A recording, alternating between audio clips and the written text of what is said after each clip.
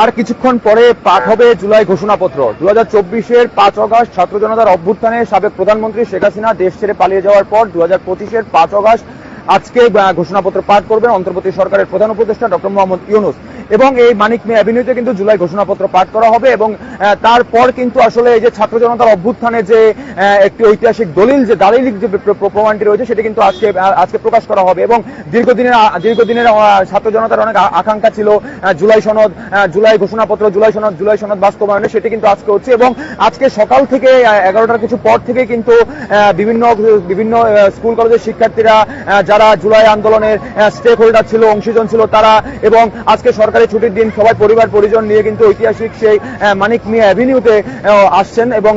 এখানে কিন্তু কিছুক্ষণ পরে জুলাই সনদ ঘোষণা করা হবে এবং তারা সবাই মাথায় জাতীয় পতাকা এবং জুলাই অভ্যুত্থানের যে স্পিরিট রয়েছে সেগুলি ধারণ করে কিন্তু তারা আজকে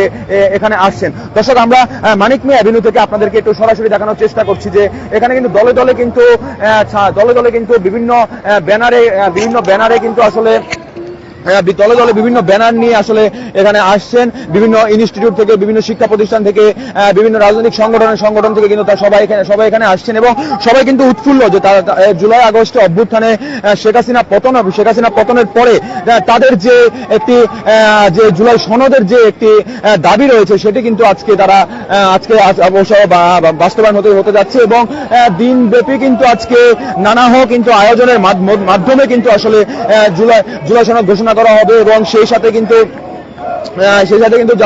যারা কিন্তু মূল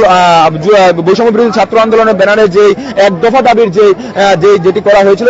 সেই যে সমন্বয়টা ছিল এবং বর্তমানে যারা এনসিপির যারা নেতৃবৃন্দ রয়েছেন তারা কিন্তু কিছুক্ষণ পরে মঞ্চে আসবেন, এসে কিন্তু আসলে ছাত্র জনতার উদ্দেশ্যে বক্তব্য দিবেন। আসলে তাদের যে স্বৈরাচার পতনের পরে একটি বছর হয়ে গেল, সেই এক বছরে আসলে কি পেল জনগণ, জনগণ আসলে দৃশ্যমান কি পেল সেটি কিন্তু আসলে আজকে স্পষ্ট বোঝা যাবে। এবং অনেকে ধারণা করছে আজকে হয়তোবা নির্বাচনের আসলে তারিখে ঘোষণা করতে পারে সরকারের পক্ষ থেকে, সেটিও কিন্তু আসলে অনেকে ঘোষণা করছেন। আমরা সকাল থেকে মানিক মিয়া অ্যাভিনিউতে সংবাদ সংগ্রহ করেছি, আমরা আসলে এখান থেকে আসলে জানানোর চেষ্টা করেছি এবং যেহেতু শ্রাবণ মাস, মেঘের ঘনঘটা আকাশে কিন্তু মেঘের ঘনঘটাও দেখা যাচ্ছে, সেহেতু কিন্তু আসলে মানুষ কিন্তু বৃষ্টি উপেক্ষা করেও কিন্তু এখানে আসছেন। এখানে এসে কিন্তু সবাই পরিবার পরিজন নিয়ে এখানে দলে দলে যোগ দিচ্ছেন, দলে দলে আসছেন। তারা কিন্তু আসলে খুব উৎফুল্ল যে আজকে তাদের যে প্রাণের যে দাবি জুলাই ঘোষণাপত্র সেটা কিন্তু আজকে পাঠ করা হবে এবং এই পুরো অনুষ্ঠানটি ঘিরে কিন্তু বেশ কয়েক স্তরের নিরাপত্তা ব্যবস্থা জোরদার করা হয়েছে। মানিক মিয়া অ্যাভিনিউ থেকে শুরু করে ঢাকার যে আশেপাশের এলাকাটি রয়েছে সেটিতে কিন্তু ব্যাপক নিরাপত্তা ব্যবস্থা জোরদার করা হয়েছে এবং 2024-এর 5 আগস্ট সাবেক প্রধানমন্ত্রী শেখ হাসিনা দেশ ছেড়ে পালিয়ে যাওয়ার পরে যে তার যে সরকারি বাসভবন রয়েছে, গণভবন, সেটি কিন্তু আজকে দর্শনার্থীদের জন্য উন্মুক্ত করে দেবে এবং সেটি কিন্তু আসলে জুলাই স্মৃতি জাদুঘর হিসাবে কিন্তু রাখা হয়েছে। এবং এই যে বৈরী আবহাওয়া উপেক্ষা করে কিন্তু আসলে সবাই কিন্তু জাতীয় পতাকা হাতে, মাথায় জাতীয় পতাকা বেঁধে নিজ দলের, নিজ সংগঠনের, নিজ প্রতিষ্ঠানের ফ্ল্যাগ মাথায় বেঁধে কিন্তু তারা আজকে এই মানিক মিয়া অ্যাভিনিউতে উপস্থিত হয়েছেন। তারা বলছেন যে তাদের যে প্রাণের যে দাবিটি ছিল জুলাই ঘোষণাপত্রের জন্য এত চাপ বিভিন্ন পর্যায় থেকে ছাত্রদের কাছ থেকে সরকারের এত চাপ, সেটি কিন্তু অবশেষে আজকে বাস্তবায়ন হচ্ছে। আজকে এই যে